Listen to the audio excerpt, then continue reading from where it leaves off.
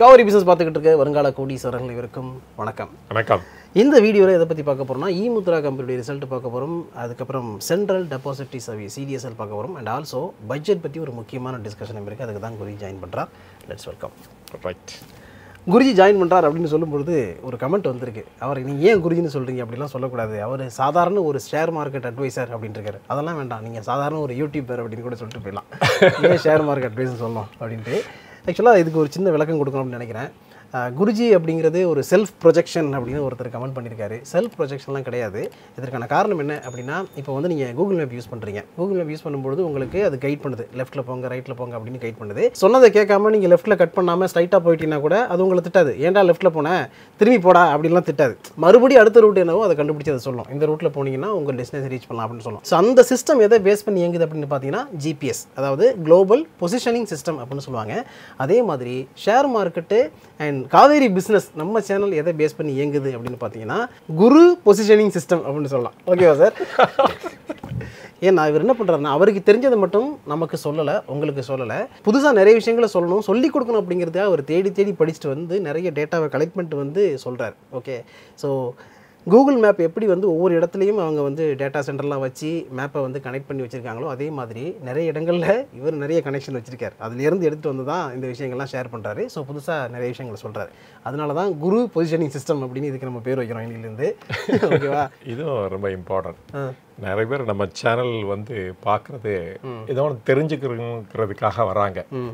ஆனால் நான் வந்து இந்த சொல்லி கொடுக்கறதுக்காக, ஆமாம், இல்லாட்டா இந்த யூடியூப்ல பேசுறதுக்காகவே நிறைய தெரிஞ்சுக்க ட்ரை பண்ணுறேன். ஓகே, ஸோ அதுதான் டிஃப்ரென்ஸ். அண்ட் இன்னொரு விஷயம் என்னென்னு பார்த்தீங்கன்னா, எங்கள் சேனலை பொறுத்த வரைக்கும் நீங்கள் வந்து பேங்க் செக்டாராக இருக்கட்டும், ஃபார்மா செக்டாராக இருக்கட்டும், இல்லை பவர் செக்டாராக இருக்கட்டும், ஸ்டீல் செக்டாராக இருக்கட்டும், இது சம்மந்தப்பட்ட வீடியோஸில் எங்கள் சேனலில் ஒரு கம்பெனியுடைய ஃபண்டமெண்டல் அனாலிசிஸ் பண்ண அளவுக்கு தமிழில் எந்த சேனலையும் பண்ணல அப்படிங்கிறத நான் ஓப்பனாக தைரியமாகவே சொல்லுவேன். இது எங்கே கேட்டாலும் சொல்லுவேன். ஏன்னா அந்தளவுக்கு எங்களுக்கு தமிழில் மட்டும் இல்லைங்க, நீங்கள் இங்கிலீஷ் சேனலில் எடுத்து பாருங்க கூட பண்ணல. எத்தனை நிறைய சேனலில் வந்து இந்த மாதிரி ஒரு டீப் அனாலிசிஸே பண்ணல. ஏன்னா அந்த பேராமீட்டர்ஸை பார்க்கணும், எப்படி பார்க்கணும் அப்படிங்கிறத நிறைய சேனலில் சொல்லவே இல்லையா. இப்படியே சொல்லிட்டே போகலாம். நம்ம let us go into the topic. Okay, ஆக்சுவலாக இது வந்து ரொம்ப ஆணவத்தில் பேசுகிறது அப்படிலாம் கிடையாது. நாங்கள் கரெக்டாக பண்ணியிருக்கோம் அப்படிங்கிறத கான்ஃபிடென்ட்டாக சொல்கிறோம், அவ்வளோதான். ஓகே, ஸோ இப்போ வந்து eMudhraவுடைய ரிசல்ட் பார்க்கலாம். எனக்கு என்ன டவுட் அப்படின்னு பார்த்தீங்கன்னா, eMudhra அண்ட் CDSL ரெண்டுலேயுமே ஆக்சுவலாக eMudhra கம்பெனி வந்து ஷேர் ப்ரைஸ் குறையுது. அதற்கான காரணம் என்ன அப்படிங்கிறத நீங்கள் கண்டுபிடிச்சி சொல்லுங்கள். 668 ரூபா அந்த ரேஞ்சில் போயிடுச்சு. பர்ஃபார்மன்ஸும் ப்ரீவியஸ் குவார்ட்டரில் என்ன இருந்தாங்களோ அதே கொடுத்துருக்காங்க. இப்போது செப்டம்பரில் 22 கோடி ப்ராஃபிட்னா இப்போவும் 22 கோடி ப்ராஃபிட் அப்படியே சேமாக இருக்குது eMudhra. ஆனால் CDSL ஏன் இறங்கியிருக்கு அப்படிங்கிறது நமக்கு தெரியும். ஏன்னா அது வந்து மார்க்கெட்டை பேஸ் பண்ணி தான் இருக்குங்கிறதுனால மார்க்கெட் நல்லா இல்லை. ஸோ CDSL வந்து டவுன் ஆகிட்டு இருக்கு. CDSL ப்ராஃபிட்டும் குறைஞ்சிருக்கு. 162 கோடிலேருந்து 130 குறைஞ்சிருக்கு. லாஸ்ட் இயரோட கம்பேர் பண்ணோன்னா 107 கோடியிலேருந்து 130 கோடியாக இன்க்ரீஸ் ஆகிருக்கு. ஸோ ஃபஸ்ட்டு eMudhra பார்ப்போம். eMudhraவில் வந்து ஆக்சுவலாக அவங்களுடைய ஆப்ரேட்டிங் எக்ஸ்பென்சஸ் டபுளாக இருக்குது. ஓகே, அந்த கம்பெனி வந்து அதுக்கு சரியான விளக்கம் கொடுக்கல. அதனால் நம்ம அதை பற்றி எக்ஸ்பிளைன் பண்ண முடியல. நான் ஏற்கனவே சொல்லியிருக்கேன். நான் நார்மலி வந்து எக்ஸ்பெண்டிச்சர் கோ அப், இந்த மார்க்கெட் டவுனாக இருக்கப்ப கம்பெனிஸ் எல்லாம் அவங்களோட எக்ஸ்பெண்டிச்சரை வந்து எல்லா எக்ஸ்பெண்டிச்சரை புக் பண்ணுவாங்க, நிறைய எக்ஸ்பெண்டிச்சர் செலவு பண்ணுவாங்க, நிறைய கேபிட்டல் எக்ஸ்பெண்டிச்சர் கூட அந்த சமயத்தில் இன்கர் பண்ணுறதுக்கு சான்சஸ் இருக்குது அப்படின்ட்டு. பட் இந்த கம்பெனியோட ஆப்ரேட்டிங் எக்ஸ்பென்ஸ் டபுள் ஆனால் இவங்களோட பர்ஃபார்மன்ஸ் குறைஞ்சிருச்சு, இந்த க்ரோத் இல்லை அப்படின்னு தான் சொல்லணும். பட் இவங்களோட மோஸ்ட் ஆஃப் த ரெவன்யூ வந்து ஃபாரினில் தான் வருது. அண்டு இந்தியாவிலேருந்து வர ரெவன்யூ பார்த்தீங்கன்னா அபவுட் 30% அது மாதிரி தான் இருக்குது. அடுத்து CDSL. நீங்களே ஆரம்பிக்கும் போதே சொன்னீங்க CDSL வந்து ஒரு சிக்லிக்கல் ஸ்டாக் அப்படின்னு சொன்னீங்க. அதனால் ஷேர் மார்க்கெட் நல்லா இருக்கிற பட்சத்தில் தான் இந்த கம்பெனியும் நல்லா பண்ணும் அப்படின்னு சொன்னீங்க. அதில் வந்து ஒரு பார்ட்லி ட்ரூன்னு சொல்லலாம். பட் ஆனால் இவங்க எப்படி அதை ப்ரொடெக்ட் பண்ணிக்கிட்டாங்க அப்படின்னா, 52% ஆஃப் த ரெவன்யூ பார்த்தீங்கன்னா அது எங்கேருந்து வருதுன்னா இந்த கம்பெனி இஷ்யூவர்ஸ் இருக்காங்களே அவங்ககிட்ட தான் வருது. ஏன்னா ஆனுவல் பேமெண்ட் வந்து ஒவ்வொரு லிஸ்டட் கம்பெனியும் பேமெண்ட் பண்ணணும் on a regular basis every year. அதனால் வந்து அந்த ரெவன்யூ தான் ஆக்சுவலாக டாமினேட்டிங் அவங்களுடைய டோட்டல் இதில். அதனால் டிரான்சாக்ஷன் காஸ்ட்லாம் மச் லேட்டராக தான் வருது. ஸோ 100% இட்ஸ் அ சிக்லிக்கல் ஸ்டாக்னு சொல்ல முடியாது. பட் டு சம் எக்ஸ்டென்ட் வந்து ஷேர் மார்க்கெட்டோட பர்ஃபார்மன்ஸும் இதோட ரிசல்ட்ஸும் லிங்க்டாக இருக்குது அப்படின்னு சொல்லலாம் நம்ம. பட் ஆனால் இது பவுன்ஸ் பேக் ஆகி வரும். என்ன ஏன் அப்படின்னா ஷேர் மார்க்கெட்டுங்கிறது ஒரு நாளில் டிட்டர்மைன் ஆகிற இது கிடையாது. ஆர் ஃபியூ மந்த்ஸ் டிட்டர்மைன் பண்ணுற இது கிடையாது. ஒரு லாங் பீரியட் ஆஃப் டைமில் அதில் இருந்தால் தான் நம்ம வந்து ஒரு நல்ல சைஸபிள் ரிட்டர்ன் எதிர்பார்க்க முடியும். அண்டு அதனால் இந்த கம்பெனியும் பெட்டர் ரிசல்ட்ஸ் லேட்டர் ஆன் கொடுப்பாங்க. அண்ட் இந்தியா தான் fastest growing economy in the world. அதனால் கவர்மெண்ட்டும் கரெக்டாக ஆக்ட் பண்ணி எந்த சமயத்தில் என்ன பண்ணுங்கிறதையும் செய்வாங்க. பட் பார்ப்போம், பொறுத்து வந்து பார்ப்போம் எப்படி கவர்மெண்ட் வந்து இந்த சிச்சுவேஷனில் ரியாக்ட் பண்ண போகிறாங்கங்கிறது. ஓகே, அடுத்து நம்ம பட்ஜெட்டுக்காக உள்ள போகிறோம். அதாவது ஒவ்வொரு வருஷமும் பட்ஜெட் போடுறதுக்கு முன்னாடி என்ன பண்ணுறோம்னு பார்த்தீங்கன்னா இந்த பட்ஜெட்டில் என்ன நம்ம எதிர்பார்க்கலாம் அப்படின்னு பேசுவோம். அதுக்கப்புறம் எதிர்பார்த்து எதுவுமே நடக்காது அப்படிங்கிறதுனால மறுபடியும் அடுத்த வருஷம் அதே மாதிரி வந்து பேசுவோம். ஸோ இந்த வருஷம் அதான் பிளானு. ஸோ இந்த பட்ஜெட் ஃபேஸ் பண்ண போகிற நல்லது அண்ட் கெட்டது, குட் அண்ட் பேட் என்ன இருக்குது அப்படிங்கிறதையும் பார்க்கலாம். ஃபர்ஸ்ட் வந்து இப்போ ஒரு டிக்ளைனிங் எக்கானமி எல்லாரும் சொல்லிட்டாங்க, நிறைய பேர் சொல்லிட்டு இருக்காங்க. ஷேர் மார்க்கெட்டை பயங்கரமாக ஹிட் ஆகிட்டு இருக்கு. ஆனால் எக்கானமியும் ஸ்லோ டவுன் ஆகிட்டு இருக்கு. நம்ம Q2 ரிசல்ட்ஸில் பார்த்தோம். அந்த Q3 ரிசல்ட்ஸ் பாருங்கள், அது டிக்ளைன் ஆகிட்டே போயிட்டுருக்கு. மோஸ்ட் ஆஃப் த கம்பெனிஸ் வந்து டிக்ளைனிங் ரெவன்யூ தான் கொடுத்துருக்காங்க. Maybe few companies year and there ஏதோ கொடுத்துருக்காங்க. இப்போ பஜாஜ் ஆகட்டும், TVS இது கூட நேற்று பார்த்தோம். அதில் பார்த்தீங்கன்னா க்ரோத் வந்து ஃபாரினில் தான் இருக்குது, இந்தியாவில் இல்லை. ஸோ அது கிளியராக தெரியுது அதில் கூட. ஆனால் பர்ஃபார்மன்ஸ் வந்து அவங்க ஏபிள் டு மெயின்டைன் கூட. ஸோ அதனால் வந்து மோஸ்ட் ஆஃப் த செக்டார்ஸில் டிக்ளைனிங் பர்ஃபார்மன்ஸ் தான் இருக்குது. அதனால் கவர்மெண்ட் வந்து இஸ் ஃபுல்லி அவேர். அதனால் பாசிட்டிவ் ரெஸ்பான்ஸ் இருக்கும் இந்த பட்ஜெட்டில் அப்படின்னு பார்க்கலாம். ஓகே, ஆனால் ஜிஎஸ்டி கலெக்ஷன் பெரிய அளவில் நம்ம டிசம்பரில் குறையல. அதாவது 1.82 lakh crore $1.77 lakh crore தான் குறைஞ்சிருக்கு. ஸோ பெரிய அளவில் வந்து ஹிட் ஆகலை அப்படின்னு நினச்சிக்கிட்டு எந்த மெஷரும் எடுக்காம நீங்கள் என்ன சொல்கிறீங்க, ஜிஎஸ்டியும் பர்சனல் இன்கம் டேக்ஸ், கார்பரேட் டேக்ஸ்லாம் அந்த கலெக்ஷன்லாம் கரெக்டாக வேர் இஸ் அ டிக்ளைன் அப்படிங்கிறீங்க. மேபி அந்த மாதிரி வியூ எடுத்துட்டா கவர்மெண்ட் வந்து ஒன்றுமே பண்ண மாட்டாங்க. It will be an ordinary budget அப்படின்னு தான் எடுத்துக்கணும். பட் ஆனால் இன்னொரு பாயிண்ட் நான் சொல்கிறேன் பாருங்க, ஏன் பண்ணுவாங்கங்கிறத. இப்போ வந்து மணி சர்க்குலேஷன் வந்து சிவியராக ஹிட் ஆகிடுது. ஓகே, ஏன் அப்படின்னு பாருங்கள். ஆப்வியஸ் ரீசன் ஏன்னா ஒரு $75 பில்லியன் வந்து ஃபாரின் இன்ஸ்டிடியூஷனல் இன்வெஸ்டர்ஸ் வந்து இந்தியாவிலேருந்து வித்ரா பண்ணிட்டாங்க. $705 பில்லியன் ரிசர்வ்ஸ் இருந்தது, இன்றைக்கி $623 பில்லியன் தான் இருக்குது. அப்போ இவ்வளோ மணி இந்தியா விட்டு வெளியே போயிடுச்சு அப்படின்னா ஏன் அப்படின்னா டாலரை கொடுத்துட்டு அவங்க ரூபாவை கொடுத்துட்டு டாலர் வாங்கிடுவாங்க. அப்போ அந்த ஒரு ரூபாய் எங்கே போய் உட்காந்துரும், ஆர்பிஐ அக்கௌண்ட்டில் போய் உட்காந்துரும். அப்போ வந்து இந்த மணி சர்க்குலேஷனுக்கு இருக்காது.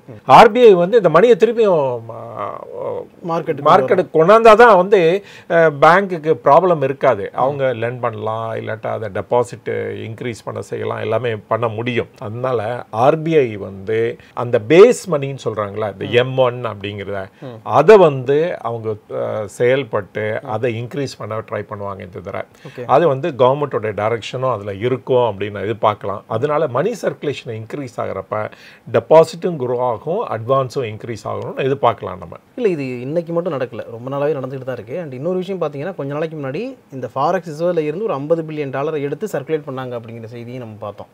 ஏன்னா மணி சர்க்குலேஷன் இன்க்ரீஸ் பண்ணணும் அப்படிங்கிறதுக்காக. அதனால் நீங்கள் எப்படி எக்ஸ்பெக்ட் பண்ணுறீங்க ஃபர்தராக இது நடக்கும்? சரி, நீங்கள் என்ன சொல்கிறீங்க, இந்த கவர்மெண்ட் வந்து இந்த ஃபாரின் எக்ஸ்சேஞ்ச் வித்ராவில் வந்து செப்டம்பர்லேருந்தே போயிட்டே இருக்குது. அண்டு அப்படி இருந்தும் இந்த மணி சர்க்குலேஷனை இன்க்ரீஸ் ஆகலை. ஈவன் கவர்மெண்ட்டோட எக்ஸ்பெண்டிச்சர் கூட குறைக்க தான் செஞ்சிட்ருக்காங்களோடைய அவங்க ஏற்றலை. ஏன்னா இந்த ஃபிஸ்கல் டெபிசிட்டில் வந்து 4.9 4.8 ஆக்கணும் அப்படிங்கிற ஒரு எய்ம் இருக்குது. அப்புறம் ஃபர்தராக வந்து 4.5 ஆக்கணும் நெக்ஸ்ட் பட்ஜெட்டில் அப்படிங்கிற ஒரு டார்கெட் இருக்கிறனால நீங்கள் கவர்மெண்ட் வந்து இந்த இதை வந்து எதையும் செய்யாமல் இருப்பாங்க அப்படின்னு தான் நீங்கள் சொல்ல வர்றீங்க. பட் ஆனால் ஆர்பிஐ பார்த்தீங்கன்னு வச்சுக்கோங்களேன், இப்போ வந்து 1.5 lakh crore மார்க்கெட்டில் இன்ஃப்யூஸ் பண்ணுறதுக்காக ஓப்பன் மார்க்கெட் ஆப்ரேஷன் ஒரு இது மூலமாக அவங்க ஸ்டெப்ஸ்லாம் எடுத்துகிட்ருக்காங்க. ஸோ இன்னும் அனதர் மந்த்ஸ் டைமில் இது வந்து 1.5 lakh crore வந்து லிக்விடிட்டி வந்து மார்க்கெட்டில் இன்ஃப்யூஸ் ஆக போகுது. அதனால் செயல்பட ஆரம்பிச்சிட்டாங்க, ஆனால் கொஞ்சம் டிலே ஆகும் அப்படின்னு தான் இது பார்க்கலாம். ஓகே, இந்த இடத்துல இன்னொரு கேள்வி வரும் சார். அதாவது இப்போ ரூபி டிப்ரிசியேட் ஆகிட்டு இருக்கு அப்படிங்கிறத பார்த்துக்கிட்டு இருக்கோம். 86 ரூபாய்க்கு மேலே இருக்குது, 86 50 பைசா அந்த மாதிரியெல்லாம் போயிட்டு இருக்கு டாலருக்கு நிகரான ரூபாயோட மதிப்பு. ஆனால் கொஞ்ச நாளைக்கு முன்னாடி ஃபினான்ஸ் மினிஸ்டர் என்ன சொல்லியிருந்தாங்கன்னு பார்த்தீங்கன்னா, ரூபி வீக் ஆகலை, அது அப்படியே தான் இருக்குது, ஸ்டேபிளாக இருக்குது. டாலர் ஸ்ட்ரென்த்தன் ஆகிட்டு இருக்கிறதுனால ரூபா வீக் ஆகிற மாதிரி தெரியுது அப்படின்னாங்க. எஃபெக்டிவ் எக்ஸ்சேஞ்ச் ரேட்டும் ஆர்பிஐலேருந்து வரும்பொழுது அது நமக்கு கண்கூடாக தெரிஞ்சுது. அதுக்கப்புறம் என்ன நடந்துச்சுன்னா, கொஞ்ச நாளைக்கு முன்னாடி வந்து முன்னாள் ஆளுநர் ஆர்பிஐ ஆளுநர் ரகுராம் ராஜனும் அதே விஷயத்தை சொன்னார். ரூபி டிப்ரிஷியேட் ஆகலை, டாலர் தான் ஸ்ட்ராங் ஆகிட்டு இருக்கு, அதனால ரூபா டிப்ரிஷியேட் ஆகிற மாதிரி நமக்கு தெரியுது அப்படின்னாரு. ஃபர்தராக இது எதை எஸ்கலேட் பண்ணோம் அப்படின்னு பார்த்தீங்கன்னா, நம்மளுடைய இம்போர்ட் லேட் எக்கானமி இருக்கிறதுனால நிறைய இன்ஃப்ளேஷன் வந்து இன்க்ரீஸ் ஆகும். நம்ம இன்ஃப்ளேஷனை இம்போர்ட் பண்ணவும் வேண்டியிருக்கும். ஆமாம், அதிகமான பணம் வெளியே போயிட்டே இருக்கும்ல. அப்போ காங்கிரஸ் கட்சியில் இருந்தவரும் அதே சொல்கிறாரு, இவங்களும் அதே சொல்கிறாங்க அப்படின்னா இது எப்படி தடுப்பாங்க? தடுக்கிறதுக்கான வாய்ப்புகளே இல்லாத மாதிரி தானே தெரியுது. இது வந்து ஒரு வேலிட் ஆர்கியூமெண்ட் தான் சொல்லணும். ஆனால் பாருங்கள், இப்போ மான்சூன் நல்லா இருக்கிறனால இப்போ வந்து ப்ரைஸஸ்லாம் கண்ட்ரோல் ஆக போகுது. ஏன்னா நம்மளோட இன்ஃப்ளேஷன் வந்து மோஸ்ட்லி வந்து இந்த வெஜிடபிள் அண்ட் ஃபுட் ப்ரைஸஸ்னால தான். ஓகே. அண்ட் அதனால அது கண்ட்ரோல் ஆச்சுன்னா நம்ம ஆட்டோமேட்டிக்காக அதை இது வந்து கண்ட்ரோல் ஆகிடும் இன்ஃப்ளேஷன். அப்புறமேல வந்து ஆர்பிஐ இந்த பிப்ரவரி மாதத்தில் இன்ட்ரெஸ்ட் ரேட்டு குறைக்கிறதுக்காக ஒர்க் அவுட் பண்ணுவாங்கன்னா பரவாயில்ல இருக்கிற ஒப்பீனியன். அதனால் அது செய்கிறதுக்கும் சான்சஸ் இருக்குது. அப்போ அப்படி செய்கிறப்ப நேச்சுரலி எக்கானமி பூஸ்ட் தானே கிடைக்கும். அதுக்கு பாரோவர்ஸுக்கெலாம் ஒரு பெனிஃபிட்டு, இஎம்ஐ பே பண்ணுறவங்களுக்கெல்லாம் ஒரு எஃபெக்ட்டு, ஒரு பெனிஃபிட் கிடைக்கும். அதனால வந்து கவர்மெண்ட் வந்து ஆர்பிஐயோட பேசி இதை செயல்பட தான் துணிவாங்க இல்லையா, பேசாமல் இருந்து ஒரு சைலண்ட் ஸ்பெக்டேட்டராக இருக்க மாட்டாங்கன்னு எடுத்துக்கலாம். ஏன் அப்படின்னா அந்த அர்பன் ஸ்பெண்டிங் வந்து வெகுவாக குறைஞ்சிருச்சு. அதுதான் நம்ம கண்கூடாக பார்க்குறோம். ஏன்னா மோஸ்ட் ஆஃப் த எஃப்எம்சிஜி செக்டாரோட பர்ஃபார்மன்ஸ் கூட இந்த Q3 ரிசல்ட்ஸில் பார்த்தா வந்து கீழே போயிட்டுருக்கு. அது எங்கேருந்து பார்த்தீங்கன்னா அர்பனில் தான் டிமாண்ட் இல்லாமல் இருக்குது. அப்போ வந்து இப்போ வந்து இன்ஃப்ளேஷனால் அஃபெக்ட் ஆன பீப்புளுக்கு அண்டு ஃபர்தராக வந்து டேக்ஸும் ஹை பர்டனாக இருக்கிறனால அதில் குறைச்சி அதை ஏதாவது ஒன்று செஞ்சு இவங்க வந்து இவங்களுடைய இன்கம்மை பூஸ்ட் பண்ணுறதுக்கு கவர்மெண்ட் ஒர்க் அவுட் பண்ணுவாங்கன்னு தான் நான் ஃபீல் பண்ணுறேன். ஸோ மழை பெஞ்சதுனால நல்லா நடக்குங்கிறீங்க. ஆமாம்மா, அது வந்து ஒரு இம்பார்ட்டன்ட் ஈவெண்ட்டில் இந்தியாவில். அது வந்து நம்ம வந்து அதை வந்து இல்லாமல் நம்ம பார்க்கவே முடியாது. இன்னும் வந்து மான்சூன் லைட் எக்கானமி தான் நம்ம சொல்லணும். ஓகே. ஏன்னா nearly about 50-55% of the people இன்னும் அந்த மான்சூனை நம்பி தான் இன்றைக்கி லைஃப்பை லீட் பண்ணிகிட்ருக்காங்க. ஓகே.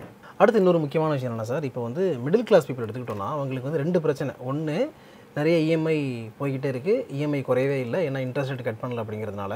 ஸோ அது என்ன பண்ணுது, சர்ப்ளஸ் எல்லாத்தையுமே எரோட் பண்ணுது. அடுத்தது என்னென்னா, இப்போது ஏப்ரல்லேருந்து 2024 டிசம்பருக்கு இடைப்பட்ட காலகட்டத்தில் மட்டுமே கிட்டத்தட்ட 1.7 கோடி பேர் புதுசாக என்ட்ரு ஆயிருக்காங்களா ஷேர் மார்க்கெட்டில். ஆமாம். ஸோ 16 கோடிக்கு மேலே டிமேட் அக்கௌண்ட் இருக்குது அப்படிங்கிறத நம்ம ஏற்கனவே பார்த்தோம். இவங்க எல்லாருக்கும் ஒரு ஃபியர் கிரியேட் ஆகிருக்கு. எப்படின்னா, போட்ட காசு எல்லாமே வந்து ரெட்டில் இருக்கே, ஏறவே இல்லையே, எல்லாமே டவுன் ஆகிருக்கு அப்படிங்கிறதுக்கு. ஸோ ஃபர்தராக வந்து இவங்ககிட்ட இப்போ பணத்தை எடுக்கவும் முடியாது வெளியில், ஏன்னா அது எல்லாமே வந்து நோஷனல் லாஸில் இருக்குது. இன்னொரு பக்கம் என்னென்னா, இஎம்ஐயும் குறையிறதுக்கான சான்சஸ் இல்லை. அப்போ இதிலேருந்து எப்படி இவங்க வெளில வர்றது? இவங்களுக்கு என்ன கரெக்டிவ் மெஷர்ஸ் வந்து ஆர்பிஐ கொடுப்பாங்க? கவர்மெண்ட்டோ ஆர்பிஐயோ எடுப்பாங்கன்னு நீங்கள் கேட்குறீங்க. சரி, கவர்மெண்ட்டு இதை புரிஞ்சுக்கிட்டு அவங்க செயல்படணும், அது செயல்படுவாங்கன்னு தான் நம்ம எதிர்பார்க்குறோம். அதனால தான் இந்த பட்ஜெட் வந்து ஒரு ரிஃபார்மிஸ்ட் பட்ஜெட்டாக இருந்துச்சுன்னா, அஃப்கோர்ஸ் ஒரு இன்டர்நேஷ்னல் சிச்சுவேஷன் ரொம்ப பேடாக இருக்குது, எஸ்பெஷலி அமெரிக்காவோட டேரிஃப் அண்ட் அதர் இதனால். ஸோ இதுக்கெல்லாம் ஒரு விடிவு காலம் எதிர்பார்க்கலாம். அண்ட் பட்ஜெட் வந்து அதுக்கு ஒரு ஸ்பார்க் ப்ரொவைட் பண்ணோம் அப்படின்னு எதிர்பார்க்கலாம் அப்படின்னு நான் ஃபீல் பண்ணுறேன் நான். பட் பார்ப்போம். இட்ஸ் நாட் தட் வந்து நான் வந்து சப்போர்ட் பண்ணுறேன்னு இல்லை கவர்மெண்ட்டுக்கு. இதெல்லாம் பண்ணி ஆகணும்னு என்னுடைய ஹோப்பில் நான் சொல்கிறேன் நான். இப்போ வந்து என்னென்ன பண்ணுவாங்க அப்படின்னு பார்த்தீங்கன்னா, சப்போஸ் கவர்மெண்ட்டுக்கு இந்த ப்ராப்ளம்லாம் தெரியறனால தென் மிடில் கிளாஸுக்கு என்ன ரிலீஃப் வேணுமோ அந்த டாக்ஸேஷனில் அதெல்லாம் கொடுப்பாங்க. ஏன் அப்படின்னா, இன்றைக்கி ஜிஎஸ்டி அண்டு பர்சனல் இன்கம் டேக்ஸில் பார்த்தீங்க அப்படின்னா ரெண்டும் க்ரோ ஆகிட்டே இருக்குது. ஆனால் பர்சனல் இன்கம் டேக்ஸ் வந்து கார்ப்பரேட் டேக்ஸ் கலெக்ஷனோட ஜாஸ்தி க்ரோ ஆகிட்டுருக்கு. அப்போ வந்து சிவியர் பேர்டன், இந்த எக்கானமியை ரன் பண்ணுறதுக்கு சிவியர் பேர்டன் யார் எடுத்துக்கிறா அப்படின்னு பார்த்தா அது பர்சனல் இன்கம் டேக்ஸ் பே பண்ணுறவங்க தான் எடுத்துக்கிறாங்கன்னு நம்ம சொல்லணும். அப்போ அவங்களுக்கு ஒரு ரிலீஃப் தேவை, அதுக்கு கண்டிப்பாக தேவை. அதனால் அது ப்ரொவைட் பண்ணுவாங்க. அந்த பர்சனல் இன்கம் டேக்ஸ் என்ன ஃபார்மில் கூட அது வரலாம். இன்னொரு திங் என்னென்ன அப்படின்னா, இந்த கேபிட்டல் கெயின்ஸில் வந்து நிறைய இஷ்யூஸ் இருக்குது. இப்போ பார்த்திங்கன்னா எஸ்டிடி பார்த்தோம்னா, that is security transaction tax, அதோட கலெக்ஷனே பட்ஜெட்டட் மேலே ட்வைஸ் த கலெக்ஷன் வரும் போல் இருக்குது இந்த தடவை. Closed about 70,000 crores. But originally planned வந்து 38,000 crores தான். அப்போ வந்து இது வந்து டூ ஹை பர்டன்ஸமாக இருக்கிறனாலையும் சம் அதர் ரிலீஃப் அந்த கேபிட்டல் கெயின் சைடில் கொடுத்தாலும் கொடுக்கறதுக்கு சான்சஸ் இருக்குது. அதுதான் என்னுடைய விஷ் ஆல்சோ. அப்போ தான் ஏன் அப்படின்னா இதெல்லாம் வந்து யாருக்கு போய் சேரும் அப்படின்னா இந்த பர்சனல் இன்கம் டேக்ஸ் பே பண்ணுறாங்க பாருங்கள், அவங்க தான் பிக்கஸ்ட் பெனிஃபிஷரை அடைவாங்க. அதனால இதெல்லாம் பண்ணுறதுக்கு சான்சஸ் இருக்குது. இதே சமயத்தில் நிறைய அதர் ப்ராப்ளம்ஸ்லாம் இந்த எக்கானமியில் இருக்குது. ஸோ ஃபார் எக்ஸாம்பிள் என்பிஎஸ்ஸே எடுத்துக்கிட்டோங்க இல்லைங்களா, என்பிஎஸ்லேயே நிறைய சேஞ்சஸ் ரெக்வயர்டு.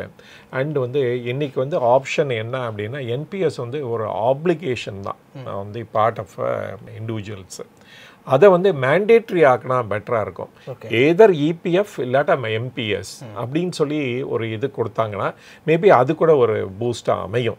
ஏன்னா ஒரு ரிட்டையர்மெண்ட்டுங்கிறது ஒரு கண்டிப்பாக எல்லாரும் ஃபேஸ் பண்ண போகிறது.